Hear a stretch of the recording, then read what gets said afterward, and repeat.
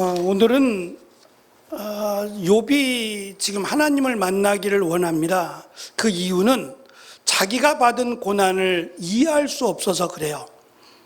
내가 무슨 잘못을 했길래 지금 폭풍 가운데라고 소개하는 이 폭풍이라고 하는 것은 여러 가지 다양한 의미가 있는데, 특별히 지금 욥이 고백하고 있는 이 폭풍이라고 하는 것은 하나님의 임재, 하나님의 위엄을 상징하는 폭풍이기도 하지만, 자신에게 임한 고난, 이해할 수 없는 엄청난 하나님의 심판을 폭풍이라고 설명하고 있어요. 제가 욥기서의 말씀을 시작하면서 또 몇 번 가운데 그러한 말씀을 드렸어요.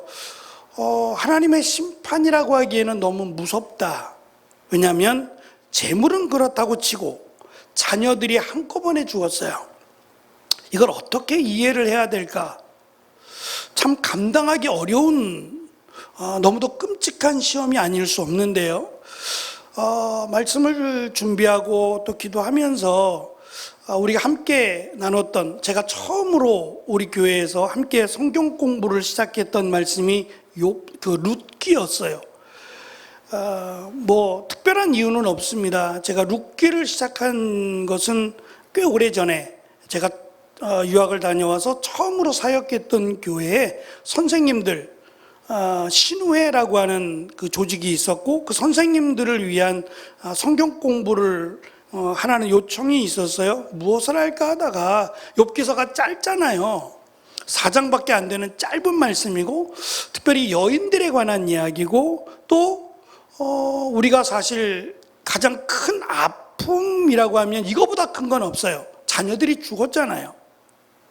이 큰 아픔을 어떻게 이겨내는가에 대한 말씀이어서 이 말씀으로 하자라고 시작을 했고요. 또 룻기서의 말씀을 제가 2번에 걸쳐서 책을 냈으니까 저에게는 좀 특별한 말씀이기도 했는데, 이 룻기서의 말씀에서도 자녀들이 죽었어요. 그리고 이 자녀의 죽음에 대한 슬픔을 어떻게 이겨내게 하시냐면 새로운 손주를 주시는 것으로 마무리가 된단 말이죠. 무슨 말씀이냐면, 우리는 자녀가 내 것이라고 생각하는 경향이 짙어요. 특히 한국적인 문화에서는 자녀들을, 하나님이 나에게 주신 선물도 선물이지만 내 것이라고 하는 생각이 진해요. 그런데 유대인들, 특별히 성경은 하나님의 것이라 그래요.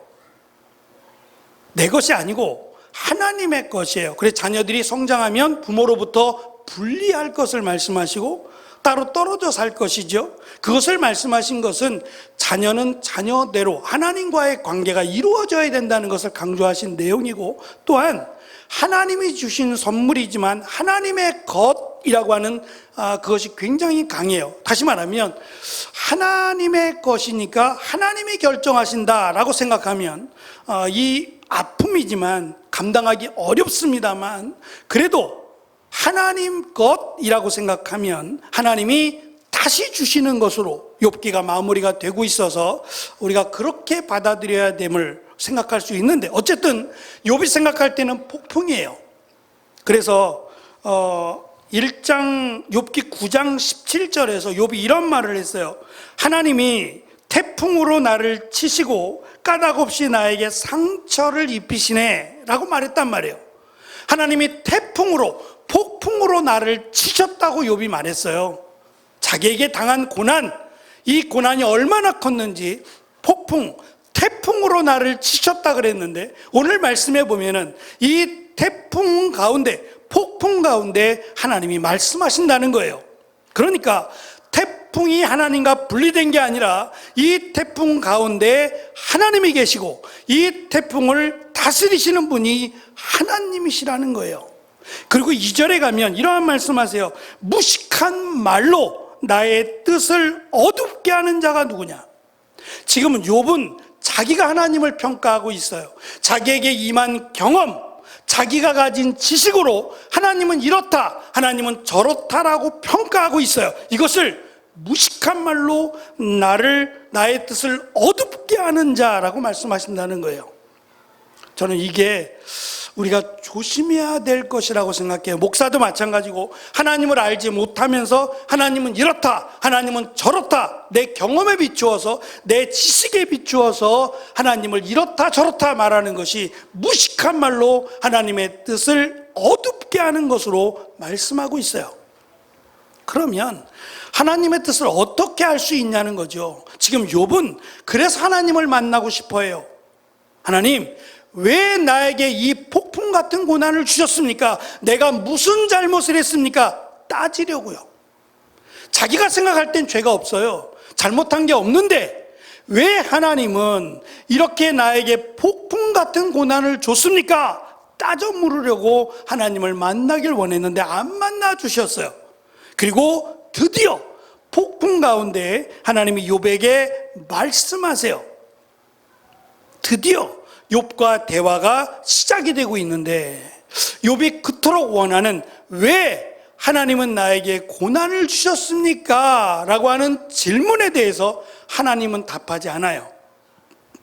무슨 말이냐면 답 안 해도 돼요. 그것을 우리에게 말씀하신다고 한들 우리가 이해를 못할 수도 있을 뿐만 아니라 그것을 우리에게 말할 이유가 없어요. 왜냐? 하나님이 우리를 만드셨거든요. 그래서 신약 성경에 보면 이런 내용의 비유의 말씀이 있어요. 토기장이라고 하는 흙을 빚어서 토기를 만드는 토기장이가 있는데 이 토기장이가 이번에 그릇은 이 전골 같은 거를 잘 끓일 수 있는 그릇을 만들어 보자 라고 토기장이가 생각을 하고 일반 그릇이 아니라 이번엔 손잡이가 좀 큰, 내가 들기 편해서 손잡이가 큰 그릇을 만들었어요. 다른 사람이 볼 때 이게 뭐야? 왜 그릇을 이렇게 만들어? 보기 흉한데? 라고 말할지 모르겠지만 토기장이는 내가 쓰기에 좋은, 내가 적합한, 내가 지금 용도에 맞는 그릇을 만들었어요. 그런데 이 토기가 그릇이 말합니다. 안 예뻐요. 왜 나를 이렇게 만드셨어요? 좀 예쁘게, 귀도 조그맣고 좀 모양도 예쁘고 이런 걸로 만들어 주시죠 라고 말할 수 있겠냐는 거예요. 토기장이가 마음대로 만들지 않을까요? 흙을 빚어서 내가 원하는, 내가 필요에 따른 알맞은 용도의 그릇을 만드는 것은 토기장이가 마땅히 해야 될 토기장이의 자격이죠. 하나님이 우리를 어떻게 하시든 그것은 하나님이 결정할 일이에요. 왜 그랬느냐고 따져 물을 권한은 우리에게 없다는 거예요. 그래서 하나님이 말씀하시고 가르쳐주는 내용이 우리가 읽은 말씀 그리고 이어지는 말씀 가운데 등장을 합니다. 4절에 보면 내가 하나님이 천지를 창조하실 때 내가 어디 있었느냐? 없었죠. 5절에 보면 하나님이 창조하신 것을 내가 아느냐? 모르죠. 하나님이 다 만드신 다음에 아담과 하와를 만드셨거든요. 사람을 맨 마지막에 만드셨어요. 이유는 두 가지인데, 첫째는 사람이 살아가기에 필요한 것들을 먼저 만드신 거예요. 사람이 살아가기에 필요한 것을 먼저 만드시고 그것을 누릴 수 있도록 인간을 마지막에 만드셨어요. 은혜고 사랑입니다. 또 한 가지, 사람을 먼저 만들어 놓으면 나중에 사람이 내가 만들었다 그럴까 봐, 사람이 교만하고 악해서 우리가 만들었어, 우리가 동물도 만들고 우리가 태양도 만들고 이 산과 나무 내가 만들었거든, 자랑할까 봐 자랑하지 못하도록 하나님이 만드셨다는 거예요. 은혜지요. 그때 내가 어디 있었느냐? 없었습니다.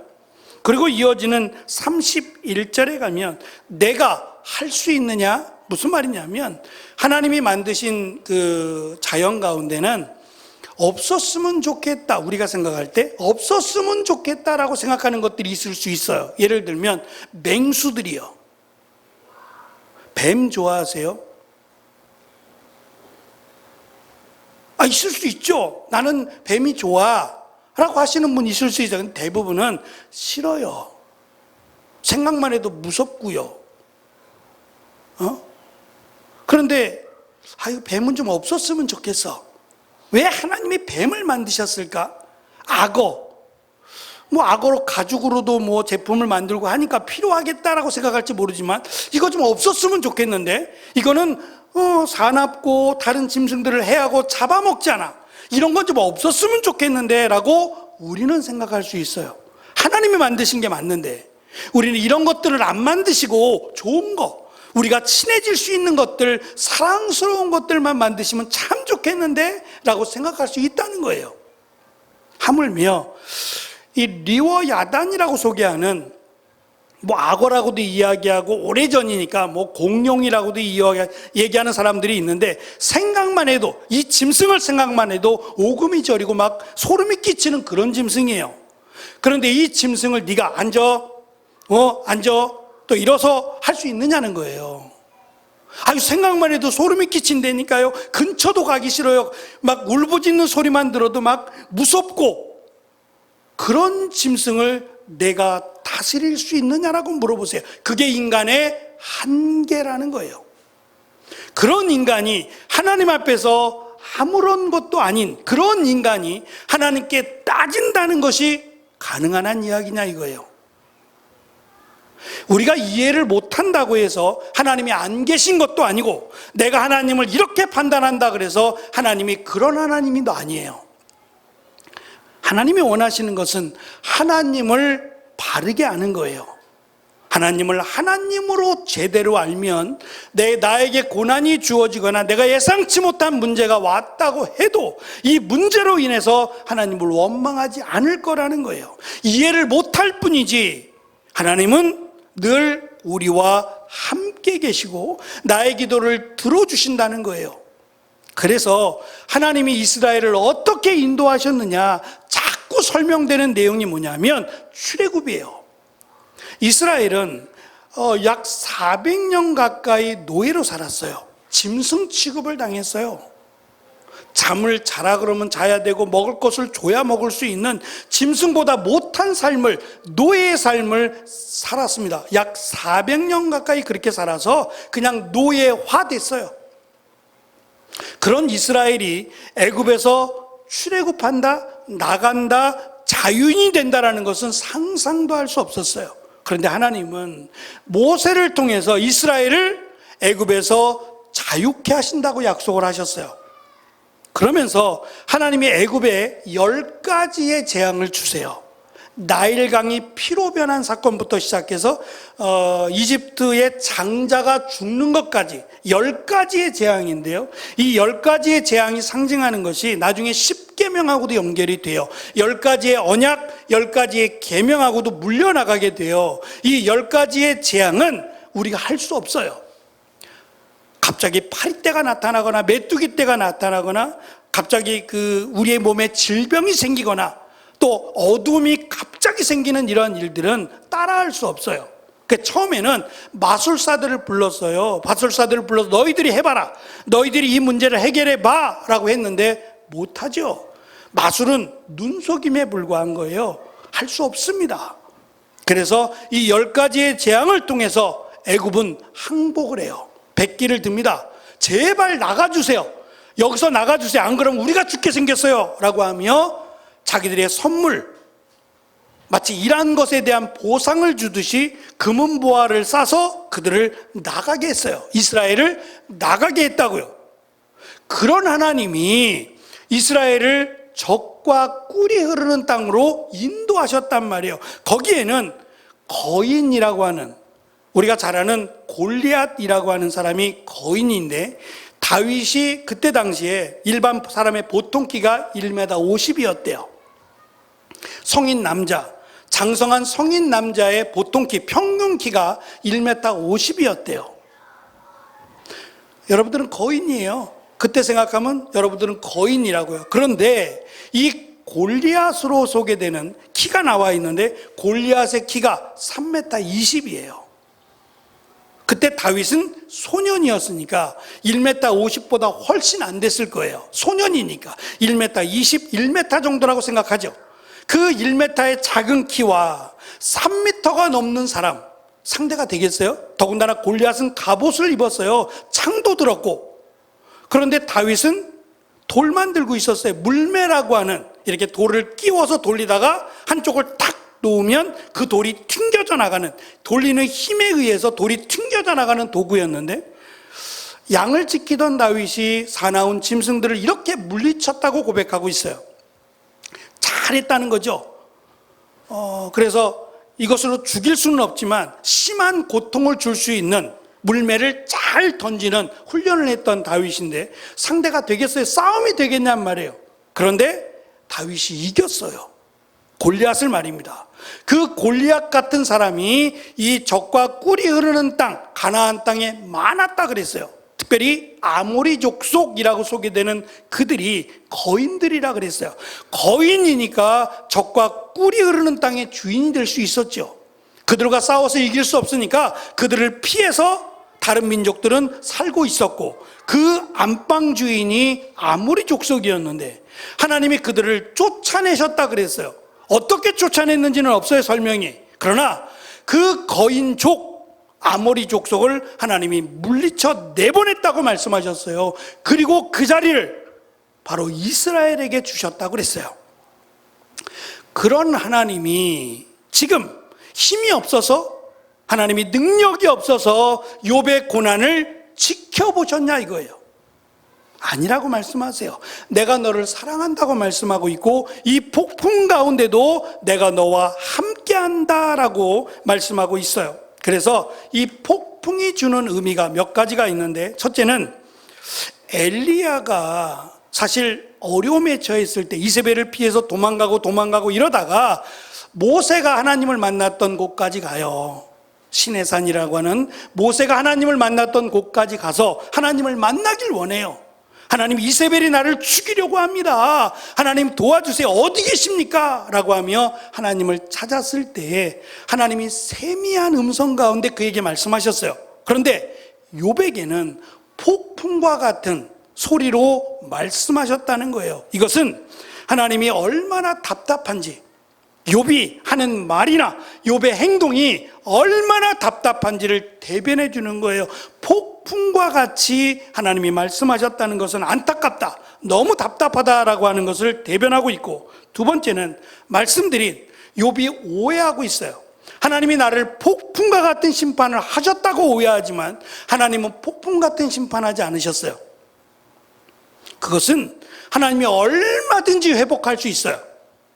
예를 들면 벽돌로 몸을 긁어야 됐다 그랬잖아요. 얼마나 가려운지 벽돌을 들어서 몸을 긁어야 될 만큼 심한 피부병을 앓고 있었는데 감쪽같이 사라져요. 그가 가지고 있던 재물들, 짐승들 뿐만 아니라 이 모든 것들이 한꺼번에 사라졌는데 하나님이 2배를 주세요. 이게 어떻게 가능하냐? 우리는 앞에 것은 별로 받고 싶지 않고 뒤에 것만 받고 싶어요. 고난은 받고 싶지 않고 축복만 받고 싶어요. 그렇게 하나님이 축복하실 수도 있어요. 그런데 문제는 하나님이 욥에게 이 고난이라고 하는 것을 선물한 이유는 고난 가운데서도 믿음을 지키라는 거예요. 욥은 의로운 자라, 하나님을 경외하는 자라고 하는 이 말 속에는 어떠한 경우에도 하나님을 믿는다는 전제가 있어요. 이러한 믿음이 있으니 고난 속에서도 하나님을 의심하지 않고 하나님을 온전히 믿는다라고 하는 것이 있어야 돼요. 그렇다면 고난 중에도 찬송할 수 있어야 되고 고난 중에도 기도할 수 있어야 돼요. 내가 고난을 이해할 수 없어요. 그러나 이 고난이 하나님이 나에게 주신 선물은 아니다. 이것을 통해서 하나님께로 더 가까이 하게 하시거나 이것을 통해서 하나님이 나에게 주시고자 하는 은혜가 있다고 믿어야 돼요. 하나님은 이것 때문에 욥에게 고난을 허락하신 겁니다. 그런데 역시 인간이기에 또 하나님은 축복의 하나님이라고 하는 것, 그것만 생각하는 거예요. 제가 말씀드린 시편과 잠언의 말씀처럼 하나님은 의로운 자들을 복 주시고 축복하신다, 여기에 빠져버렸어요. 그래서 고난을 당하면 죄를 졌다, 이게 인간의 생각이에요. 그렇지 않아요. 그래서 제가 조심하자 그랬어요. 우리 주변에도 또 성도들 가운데 어려움을 당하는 분들이 있을 수 있어요. 육신적인 질병, 경제적인 어려움, 또는 입에 담을 수 없는 그런 아픔들이 있을 수 있어요. 그런데 그것을 우리가 판단하지 말자고요. 우리가 판단해서는 안 된다는 거예요. 왜냐? 하나님이 이것을 그에게 주실 때에는 이것을 통해서 하나님이 주시고자 하시는 하나님의 뜻이 있어요. 특별히 믿음을 지키라고 하는, 더 하나님을 의지하라고 하는 축복이 담겨 있어요. 한 예로 우리가 잘 아는 요셉이라고 하는 사람이요, 그가 아버지에게 버림받았고 형들에게 팔렸어요. 피를 나눈 형제는 아닐지라도 간 형제잖아요. 그 형제로부터 팔려서 노예로 애굽에 가게 되지요. 그리고 그 노예로 팔려갔는데 끝이 아니라 감옥에까지 가요. 너무 억울하죠. 하나님이 하라고 하셔서 나에게 꿈을 주셨고 이 꿈을 내가 말했을 뿐인데, 이 꿈 때문에 저가 꿈대로 되나 보자 라고 하며 형제들이 그 꿈이 싫어서, 요셉이 꾼 꿈, 형들이 자기한테 절하고 아버지 어머니가 요셉에게 절한다고 하는 그 꿈이 싫어서 꿈대로 되나 보자 그러고 팔았던 거예요. 하나님이 꿈을 안 주셨으면 이렇게까지 안 됐을 거 아니에요. 근데 하나님이 꿈을 주셔서 이 꿈을 얘기해서 내가 이렇게 됐으니 하나님 잘못이라고 할 만해요. 그런데 요셉은 하나님을 원망하지 않아요. 그리고 오히려 그 가운데서 하나님을 의지했다라고 성경은 말씀하고 그가 형통한 자가 되었다 그랬어요. 뭐가요? 노예로 팔린 게 형통이에요? 감옥에 들어간 게 형통이에요? 성경은 형통 또는 축복을 뭐라고 말하냐면, 우리가 바라는 게 축복이 아니라 잘 되고 부자가 되고 명예가 있고 이것을 축복이라고 말하지 않아요. 축복은 하나님과의 관계가 더 견고하게 세워지는 거예요. 그럼 반대로 저주가 뭐냐? 심판이 뭐냐? 하나님과의 관계가 끊어진 겁니다. 하나님을 불러도 하나님이 듣지 않으시겠다는 거예요. 내 죄가 가득해서, 내 손에 피가 가득해서 하나님을 찾아도 하나님이 대답하지 않겠다. 이게 저주입니다. 그러니 고난 가운데, 어려움 가운데 하나님께 나아가면 이것이 축복이에요.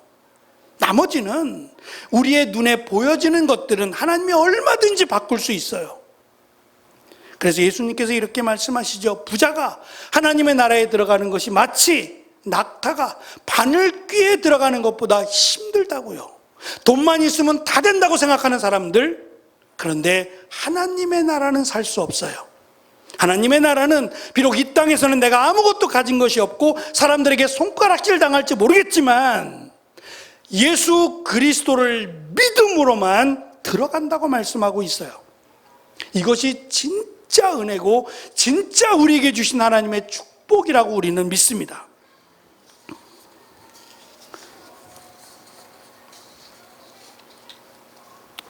12절, 13절 우리가 읽은 말씀 뒤에 나오는 말씀인데 하나님께서 이렇게 말씀하세요. 욥이 자신의 고통으로 말미암아 자신의 생애를 저주하고요, 또 악인들은 없었으면 좋겠습니다, 다 죽었으면 좋겠습니다 라고 말을 했을 때 하나님이 이렇게 말씀하세요. 12, 13절 읽어드릴게요.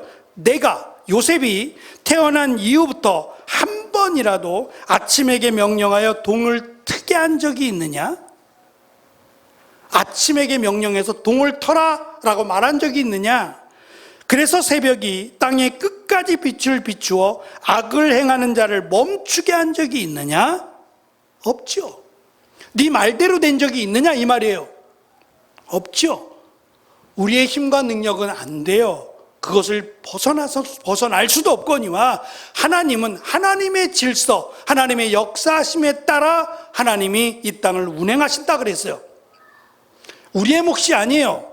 하나님이 그들을 남겨두실 때에는 이유가 있어요. 예를 들면 하나님께서 모압 또는 암몬이라고 하는 형제 나라들이에요. 이스라엘과 좀 떨어진 형제의 나라들인데 이 나라들이 자꾸 괴롭혀요. 자꾸 이스라엘을 괴롭히고 노략질하고 힘들게 해요. 그런데 하나님은 그 나라를 내버려 두신다 그랬어요. 왜? 그들이 하나님을 믿어서가 아니라 그들은 여전히 악해요. 그럼에도 불구하고 그들을 멸망시키지 않고 남겨둔 이유는 이스라엘이 하나님을 거역하고 하나님을 배반할 때마다 그들을 공격하게 불쑤시개로 쓰려고 남겨두셨대요. 이스라엘이 잘못되는 것을 막기 위해서 오히려 하나님을 떠나가는 그들을 책망하고 그들을 깨닫게 하기 위한 도구로 쓰기 위해서 모압이나 암몬을 내버려 두셨다 그랬어요. 그러면 악인들을 왜 두셨겠냐고요? 그들이 예뻐서 두시는 게 아니에요. 그들을 통해서 우리를 깨닫게 하시기 위함일 수 있다는 거예요. 우리가 그들을 위해서 기도하게끔 하기 위해 남겨두실 수 있다는 거예요. 중요한 것은 나와 하나님과의 관계예요. 그것을 통해서 하나님이 그들을 하나님의 마음대로 그들을 하나님께서 치리하실 겁니다. 우리가 할 일이 아니라 하나님께서 하실 거예요. 그래서 예수님께서도 우리가 이 땅에 원수를 맺지 말고 살아가라. 왜 원수가 없겠어요? 나를 너무 힘들게 하는 사람들이 원수라면 그들을 위해서 차라리 기도해라. 하나님이 그들을 상대하시겠다는 거예요. 내가 원수를 치는 게 아니라 하나님이 나의 원수를 상대하시겠대요. 얼마나 감사해요. 그래서 나는 오히려 원수들을 위해서 기도해라. 저들이 예수님을 믿을 수 있도록 기도해라. 이것이 우리에게 말씀하신 하나님의 말씀이었어요.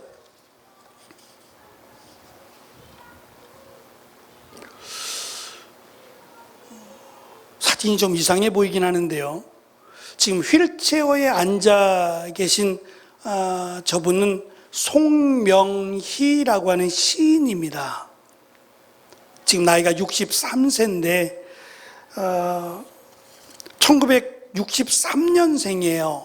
지금 63세고 이 송명희 씨는 태어나자마자 생명을 잃을 뻔했어요. 의사의 잘못으로 손해를 다쳤어요. 그래서 죽었다가 딸꾹질하면서 살아났대요.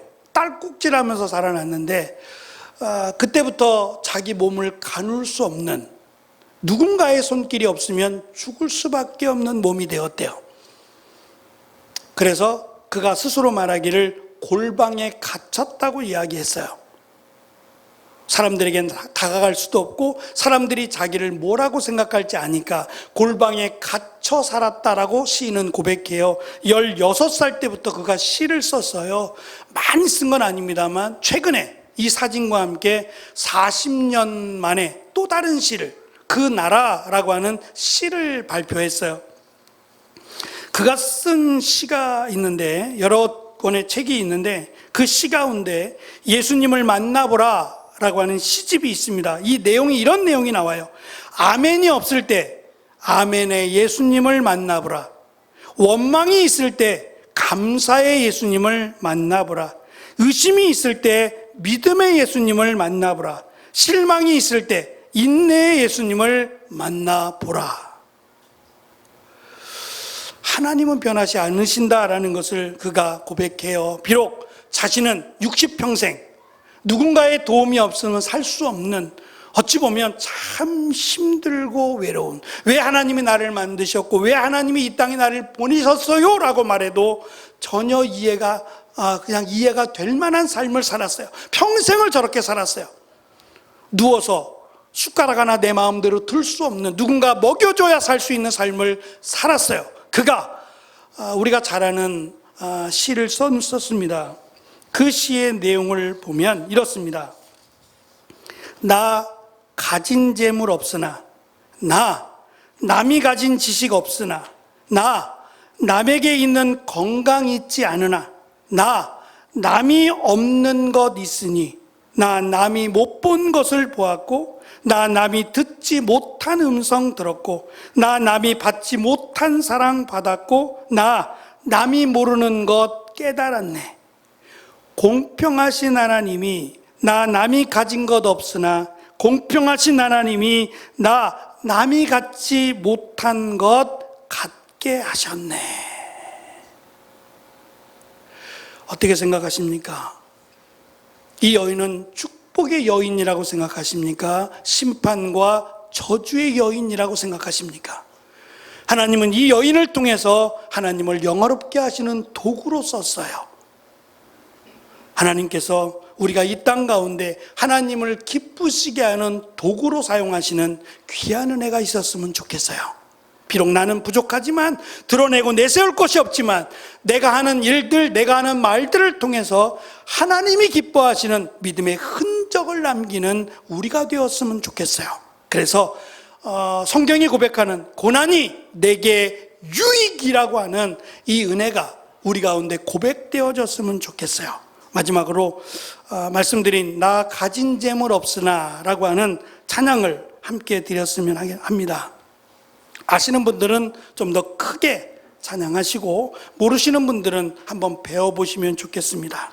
꽤 오래전 찬양입니다.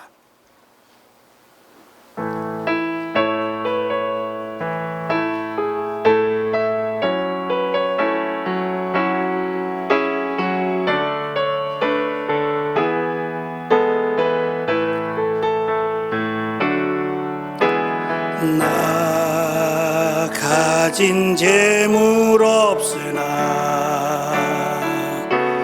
나 남이 가진 지식 없으나, 나 남에게 있는 건강이 있지 않으나, 나 남이 없는 것 있으니,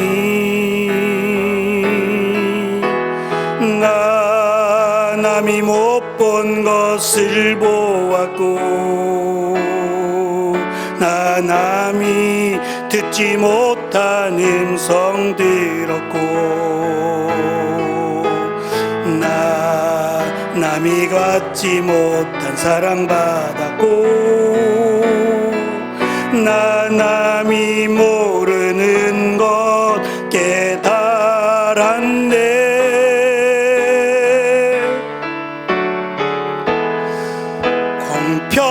공평하신 하나님이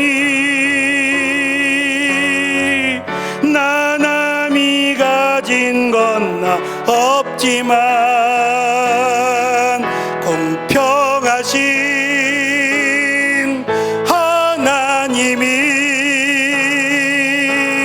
남이 없는 것 갖게 하셨네. 우리 가사를 생각하면서 처음부터 한 번 더 찬양합니다.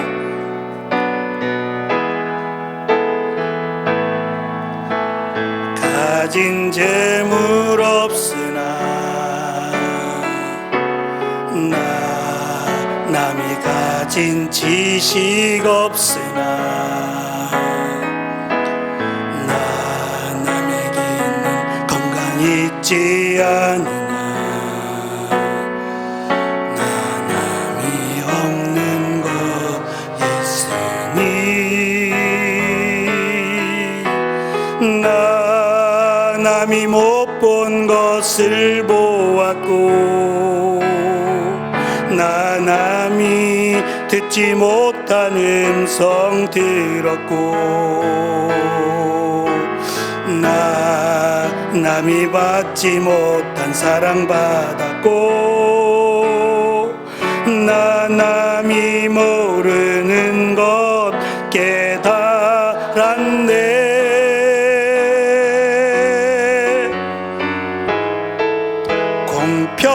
공평하신 하나님이 나 남이 가진 건 나 없지만, 공평하신 하나님이 나 남이 없는 것 같게. 공평하신 하나님이, 공평하신 하나님이 나 남이 가진 건 나 없지만, 공평하신 하나님이 나 남이 없는 것 같게 하셨네. 이 시간 잠시 기도하겠습니다.